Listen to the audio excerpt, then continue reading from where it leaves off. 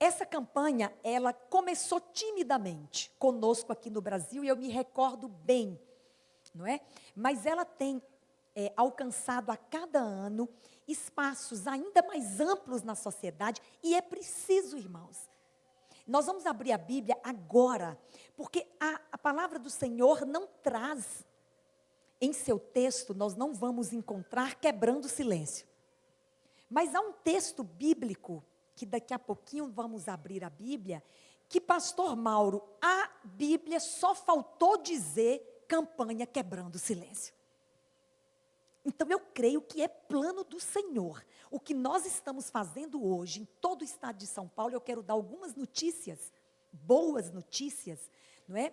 Como a campanha enfatiza neste ano o combate ao abuso infantil. A cada ano esta campanha traz um tema, não é? Já trouxe alguns como bullying, pedofilia, violência contra a mulher, pornografia, maus tratos a idosos, embora ela resgate todos os anos estes outros temas, mas ela enfatiza especificamente, e neste ano é abuso infantil. Eu tenho aqui comigo a revistinha para crianças, a revistinha para adolescentes, para adultos e outros materiais mais que hoje à tarde nós vamos distribuir maciçamente. E a notícia é que a ideia nossa, eu digo nossa porque eu estou bastante envolvida com as departamentais de mulheres de toda a União Central Brasileira, fizemos diversas reuniões juntas e definimos que seria uma edição parques. Por quê?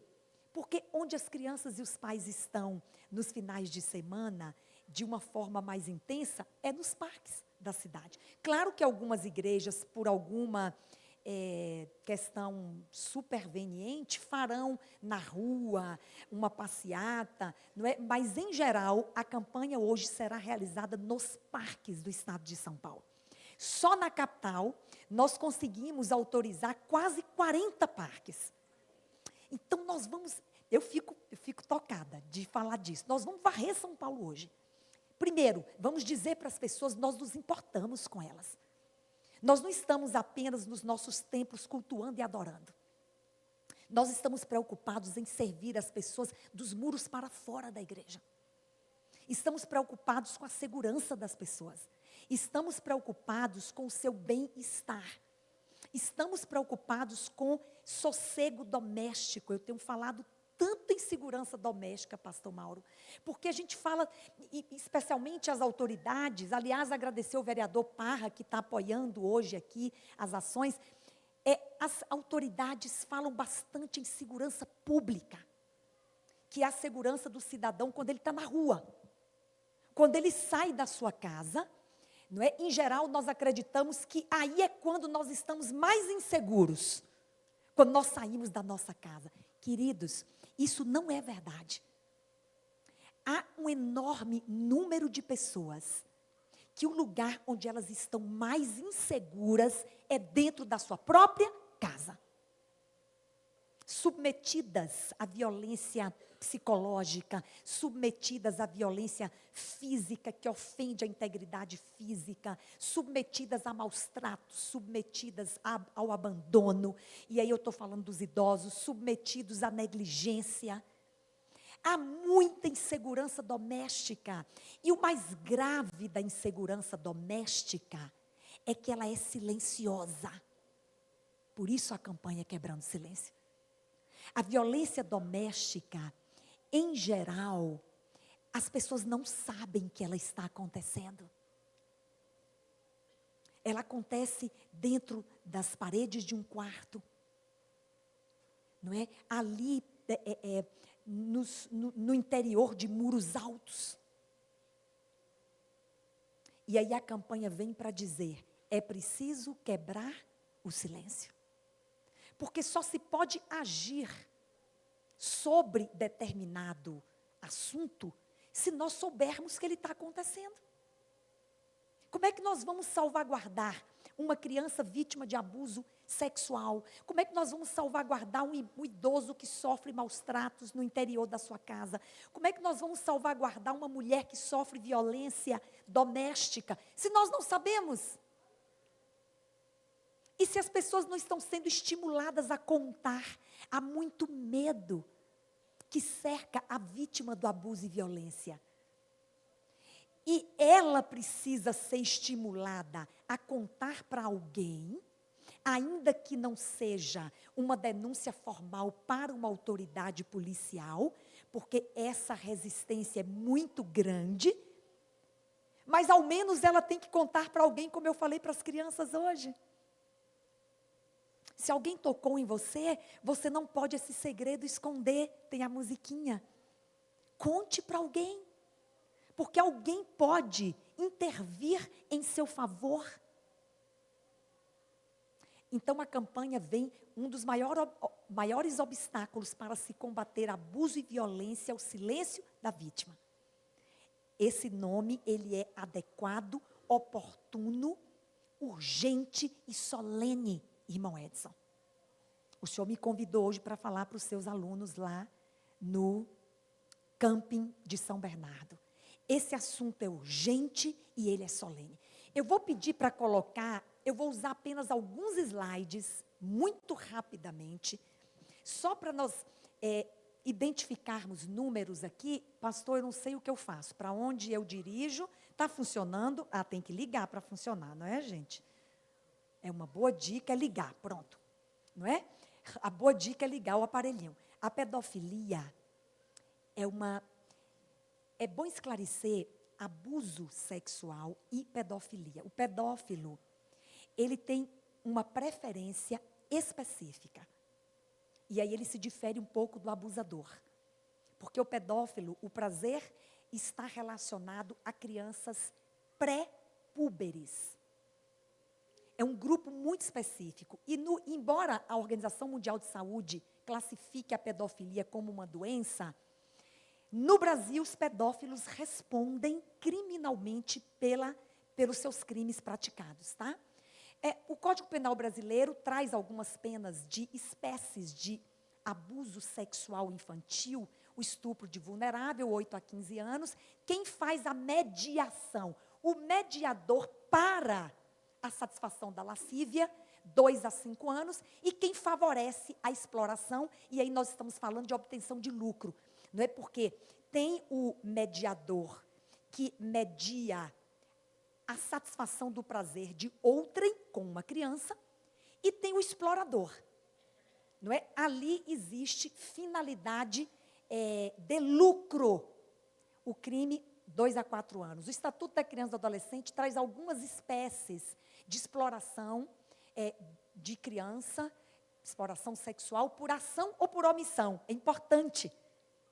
Tem o que faz e o que deixou de fazer. Os crimes, os nossos crimes tipificados no Código Penal, em geral, eles são por ação, quem efetivamente praticou, e por omissão, quem deixou de fazer algo para impedir. Isso pode ser apurado e pode ser criminalizado. Então, algumas espécies que o Estatuto da Criança e do Adolescente traz. Crimes, tá? Utilização em cena pornográfica, utilização de criança em cena pornográfica, comércio de material pornográfico, difusão de pedofilia, posse de material pornográfico. Há pessoas que pensam que se tão somente armazenarem em seus computadores uma imagem de uma criança desnuda, não estão praticando nenhum crime. Estão. Se isso for denunciado e constatado, essa pessoa está incorrendo numa prática penal. Simulação de pedofilia são as encenações. Não há a consumação do ato, mas há uma encenação com finalidade de divulgação, é crime. Aliciar menores, e esse último 241 traz aí uma série de práticas, não é, que podem incorrer em crime também. Não posso me demorar nisso, existe um projeto de oitiva sem dano. Há 20 dias atrás eu acompanhei uma criança, cujo caso eu já estou assistindo há 2 anos, 9 anos de idade, abusada pelo próprio pai, por muito tempo, por muitos anos. E o julgamento foi há 20 dias atrás. Eu acompanhei toda a família ao fórum, porque eles não iam sem mim. Foi tão interessante nesse aspecto, quanto as pessoas se apegam a nós quando nós nos dispomos a estender o braço. Eu não era advogada do processo, porque quando eu tomei conhecimento do caso, já havia um advogado atuando, mas a família queria o meu conselho, o meu acompanhamento, e assim o fiz por 2 anos. E o julgamento foi há 20 dias atrás, e eles também não queriam ir ao fórum sem minha presença. E eu fui. Deixei minhas atividades parlamentares, passei a tarde inteira com a avó, com a mãe, com a criança, que prestou o depoimento e falou, é a última vez que eu vou falar sobre isso.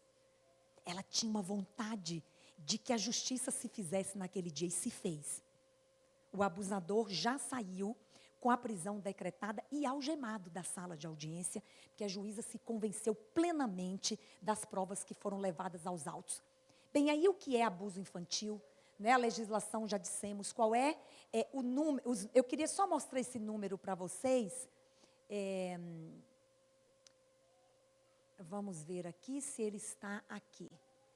25 mil crianças são abusadas sexualmente por ano no Brasil. Esse número está desatualizado, ele é subnotificado, porque nós sabemos que as denúncias não são feitas. Portanto, esses são os registros que foram denunciados. Não é? Então, nós estamos diante de um quadro já considerado pela Organização Mundial de Saúde como um problema de saúde pública no Brasil.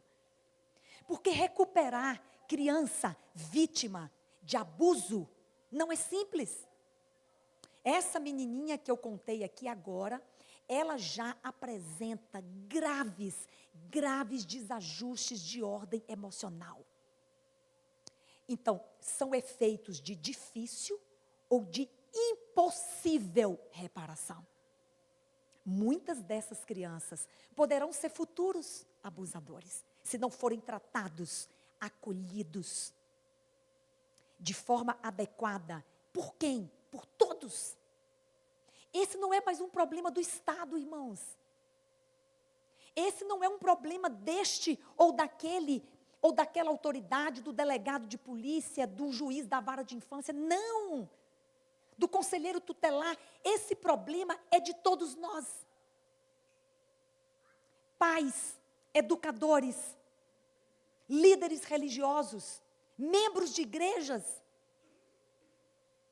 Mas o que eu posso fazer? Porque muitos perguntam, e às vezes a gente não sabe o que deve fazer, porque a gente não se capacita. A gente não lê, não se informa. Às vezes a gente nem lê a revista do Quebrando o Silêncio, que traz, além de orientações de como nos comportarmos diante do abuso, onde denunciar. Mas eu já falo aqui, procure um conselho tutelar se há suspeita de um vizinho, de um parente, de um amigo. As crianças mostram sinais, machucados que não podem ser explicados, e tantos outros que nós não temos tempo mais aqui, mas eu deixo esse material disponível, pastor. Irmã Sara, para em alguma oportunidade ele ser melhor desdobrado, mas hoje existem cartilhas. No meu site tem uma cartilha da marismoura.com.br tudo sobre abuso infantil, para a gente ajudar a entender e estarmos bastante alertas quanto ao problema que ronda nossas crianças. Nós precisamos nos informar e nos capacitar, porque este problema é real. E ele acontece em todo lugar, não é apenas na periferia, não é apenas na criança que está em situação de risco, não. E sabe quem mais pratica abuso infantil? São as pessoas mais próximas das crianças. Não são estranhos. A maioria dos casos é praticada por pessoas próximas, ou um companheiro da mãe, ou um namorado, ou um pai biológico, ou um parente, ou um vizinho, alguém que frequenta a sua casa. Aonde está a sua criança agora? Eu falo muito para pais, eu pergunto isso. Você sabe onde está a sua criança agora? Com quem ela está? Com quem ela está conversando, você sabe? Com quem ela está se relacionando? Há alguns anos atrás, não sei se vocês se recordam, a mídia noticiou esse fato, uma criança que conversava com um adulto na internet, por isso eu trouxe hoje para as crianças um pouquinho sobre os perigos da internet, porque ele é real. E ela conversava com um adulto, a mãe não sabia. A mãe não sabia com quem ela conversava. E aí anoiteceu e não amanheceu. Quando a mãe foi no quarto, de manhã, ela não estava mais lá. Ela marcou um encontro, a televisão noticiou, faz alguns anos. Ela marcou um encontro com esse adulto, que tem altas habilidades. Olha só, o abusador, ele não pratica o crime, em geral, ele não pratica com uso de força ou de armas. É por convencimento. Altas habilidades para se relacionar com crianças. Não é porque alguém tem altas habilidades que é um abusador. Vamos ser bem maduros agora. Mas o abusador tem altas habilidades. Não é porque é desta forma que ele convence a criança. Tem muito mais coisas para dizermos hoje, mas a gente não tem muito tempo. Vejam, anoiteceu, não amanheceu. Ela conversava com um adulto na internet. E ele a convenceu a viajar com ele. Ela arrumou a malinha à noite. Ele veio na porta da casa dela. E ela saiu com a sua bagagem. E não se sabia onde estava. São Paulo.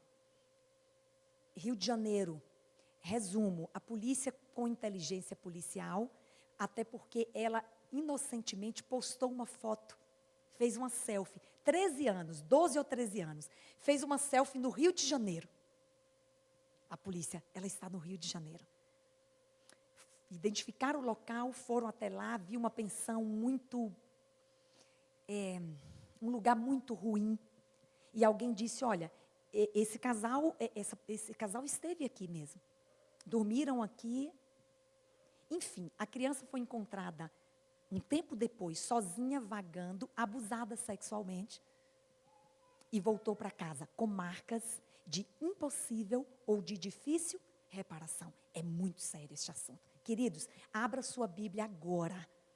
Eu disse que a Bíblia fala da campanha Quebrando o Silêncio de uma forma impressionante. Eu queria esse último slide, eu não posso sair sem falar dele. Que aí a gente vai abrir a Bíblia para fazermos uma aplicação espiritual, para a gente sair hoje à tarde em missão. Porque a Bíblia vai nos colocar em missão agora. Não sou eu. Eu também vou estar em 3 parques hoje à tarde, não sei como. Um na Zona Sul, um na Zona Leste e depois no Parque do Ibirapuera. Não sei como. Mas nós vamos sair em missão, porque a palavra do Senhor vai nos entregar hoje esta missão. Como ajudar crianças?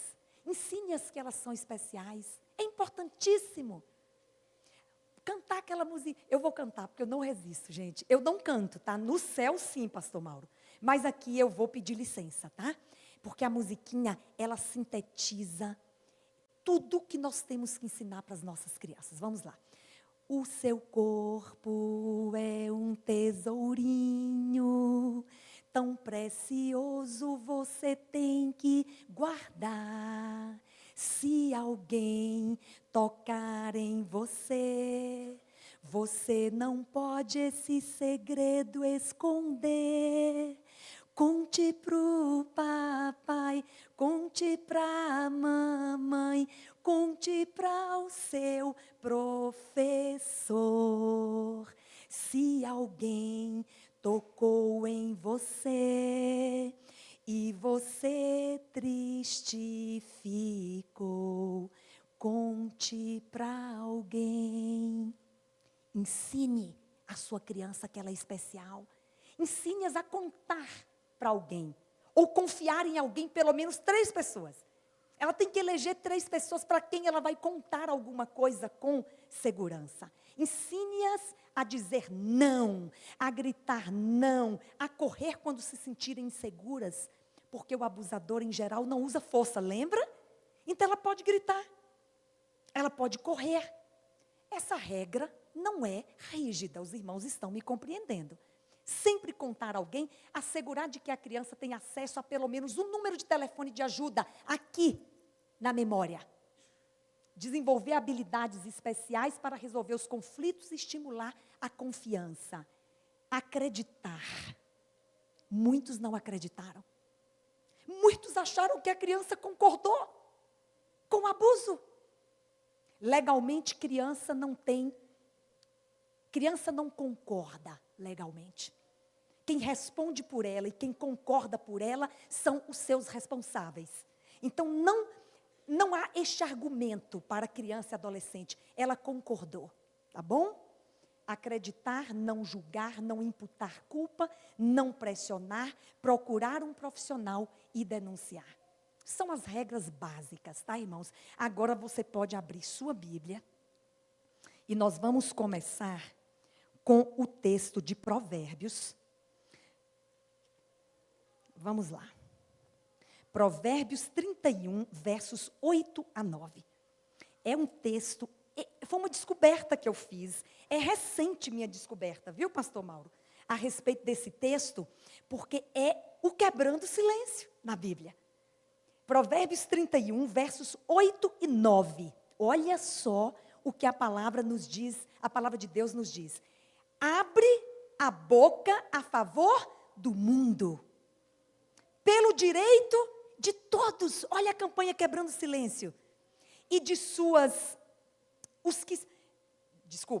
abre a boca a favor do mundo, pelo direito de todos e os que se acham desamparados. Verso 9.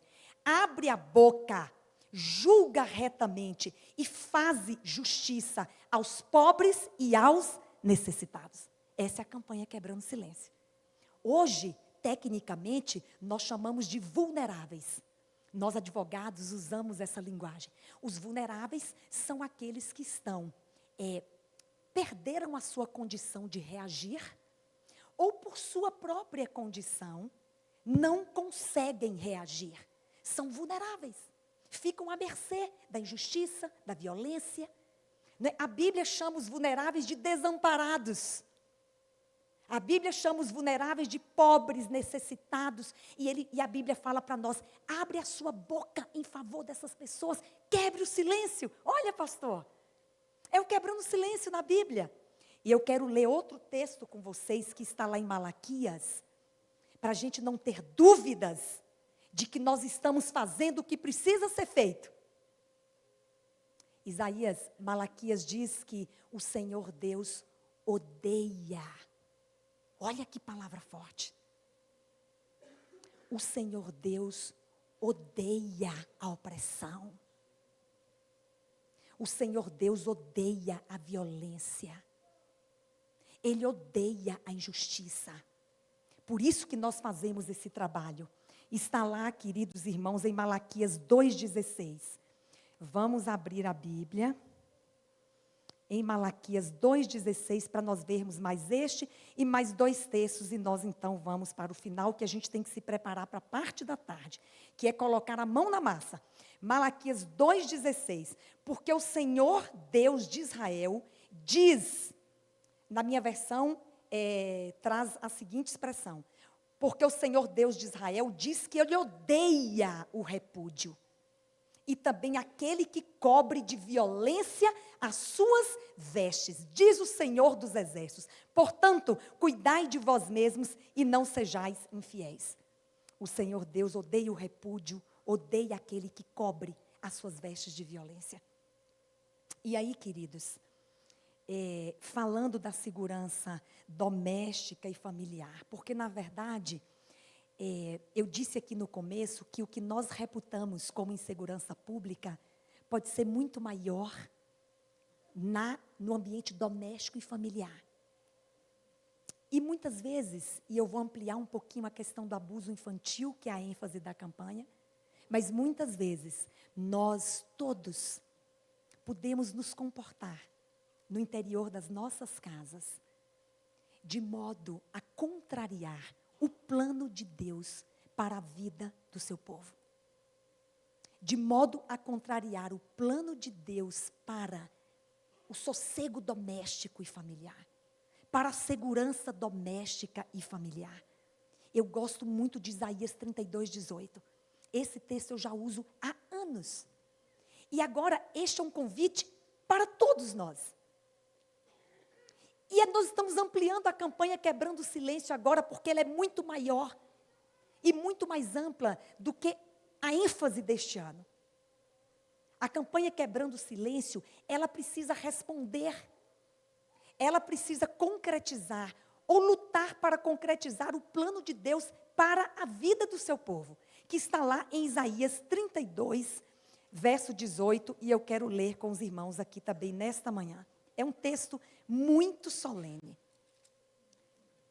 Diz o seguinte: o meu povo, onde que os filhos de Deus devem habitar?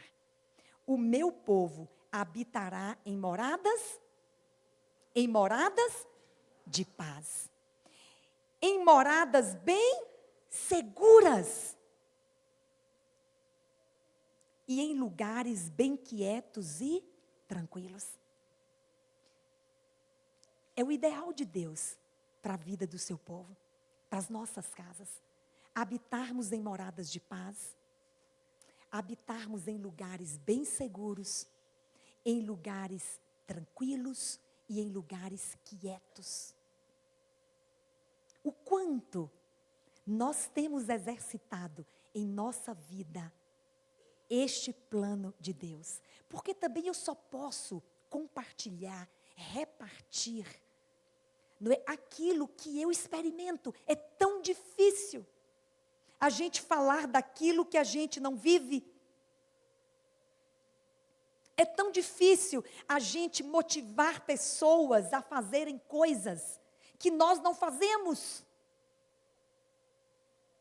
Portanto, o Senhor quer que nós alcemos a nossa voz, como está lá em Provérbios 31. Abramos, falemos em favor daqueles desamparados, vulneráveis, injustiçados, desesperançados. Mas Ele também deseja que o nosso lar seja uma morada de paz, um lugar quieto, tranquilo e seguro. Eu desejo intensamente, queridos irmãos, que na tarde de hoje, e oremos por isso, muitas pessoas sejam salvas por esse material. Nós não sabemos quem vai pegar. Nós não sabemos os pais, as crianças, os adolescentes, os homens, não é, que receberão este material, que levarão para casa, que vão examiná-lo, refletir. Nós estamos indo hoje à tarde para conscientizar pessoas, para orientar pessoas. Nós não sabemos, mas oremos desde agora, para que muitos que recebam este material nessa tarde sejam salvos da violência, do abuso. Oremos por isso. E se for uma única pessoa, uma única, parece tão pouco, se for uma única pessoa que nós conseguirmos salvar. Eu ando por aí, pastor Mauro, e às vezes alguém me abraça e eu não imagino o que é que se trata. Alguém me abraça e vai no meu ouvido e fala: doutora Damares, a senhora me ajudou. Pode ser liberdade religiosa, doutor Sérgio, a questão do sábado, mas também pode ser este tema. Eu estava em Tatuí sábado, fazendo a campanha lá, sábado passado. E no final, uma moça veio, me abraçou chorando muito. Mas parece que era de alegria. E ela falou: eu quero te visitar lá em São Paulo, para te contar a minha história. Eu hoje estou bem. E você me ajudou. Eu não sei o que é. Mas se for uma pessoa que um dia chegue para você, ou que talvez no céu nos conte isso, não sei, talvez ela nunca se encontre com você, mas você deixou na mão dela o material do Quebrando o Silêncio. Que Deus nos inspire. E para encerrarmos, 1 João 3,18. Esse é um texto muito difícil para nós. Porque é o evangelho em prática. É o amor em prática. 1 João 3,18. Vou esperar que todos abram. Porque é a palavra de Deus falando a nós de uma forma muito, muito séria. Filhinhos, João nos chama de filhinhos, não é? Filhinhos, não amemos de palavra. Vou repetir. Filhinhos, não amemos de palavra, nem de língua, mas de fato e de verdade. Eu vou chamar o grupo Ágape. Queridos, podem vir. Que o Senhor nos inspire. Nós não podemos amar só de palavra. Nós não podemos amar só de língua. A Bíblia diz que tem que ser de fato e de verdade. Essa semana, enquanto o grupo Ágape sobe, alguém mencionou, e eu não posso ir embora sem contar, os perigos que rondam a nós e as nossas crianças.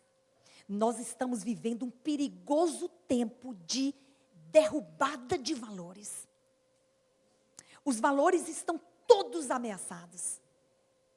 Os valores familiares estão todos ameaçados. Quinta-feira, na Assembleia Legislativa, um colega parlamentar trouxe para mim um texto de uma lei e falou: você já viu isso? Eu não tinha visto. Porque vocês sabiam que são editadas diariamente no Brasil centenas de leis. Por dia.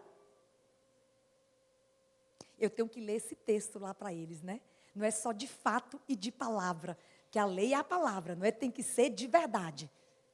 A lei tratava do Estatuto das Famílias do século 21. Nós não precisamos de um novo conceito de família para o século 21. A família foi instituída por Deus na criação, não é assim que nós cremos? E sempre foi essa família desde a criação até aqui. Mas esse projeto de lei legalizava a união. União no ordenamento jurídico brasileiro é quando duas pessoas manifestam ânimos conjugal. Isto é união. Não é essa união, meu irmão, estou unida com você. Não disso que se trata. Quando a Constituição Federal fala da união, referindo-se no capítulo da Constituição Federal que trata de família e casamento, ela fala união, que a gente chama em latim, vou gastar meu latim aqui, doutor Sérgio, affectio maritalis. É o afeto de marido e mulher, é o ânimos conjugal. Mas a lei estava legalizando a união de duas ou mais pessoas, independentemente de consanguinidade e de gênero. Em outras palavras, quando uma lei propondo um estatuto de famílias para o século 21, legaliza, uma lei federal, tá, queridos? Legaliza a união de duas ou mais pessoas, independentemente de consanguinidade. Ali não está dito, mas a melhor interpretação desta lei é que a partir de então, quaisquer pessoas, pais, filhos, mãe, filho, todos que desejarem se unir, e lá fala pelos vínculos do amor, poderão, então, receber do Estado a chancela de unidade familiar. Eu não estava preparada para subir à tribuna e falar deste assunto, mas eu falei, não posso me calar. Como é que eu não me levanto e não falo sobre isso? Abri a Constituição Federal, no artigo 226, e li os parágrafos 3º e 4º, que diz textualmente o que é união nesse país, o que é família nesse país, o que é unidade familiar nesse país. E encerrei dizendo, para mudarmos isto, precisamos mudar a Constituição Federal do Brasil. E não foi por minha causa, porque outras vozes se levantaram naquele dia. E no outro dia, o deputado federal, autor do projeto de lei 3369 de 2015, guarda na sua cabeça, retirou o projeto de lei. diz que ele precisa melhorar o texto. Aí eu postei no meu Facebook, eu fiquei brava. Eu não sou brava normalmente assim, não. Mas eu postei no meu Facebook. Eu estou esperando o próximo texto. Não diz que vai ter um texto melhor? Eu estou esperando. Queridos, que Deus abençoe a cada um de nós. Nos anime a nos mantermos firmes pelo que é reto, pelo que é bom, pelo que é seguro, pelo que Deus deseja que nós lutemos e que nós vivamos, não por palavra, mas de fato e de verdade. Que Deus te abençoe, o grupo canta e nós fazemos a oração final.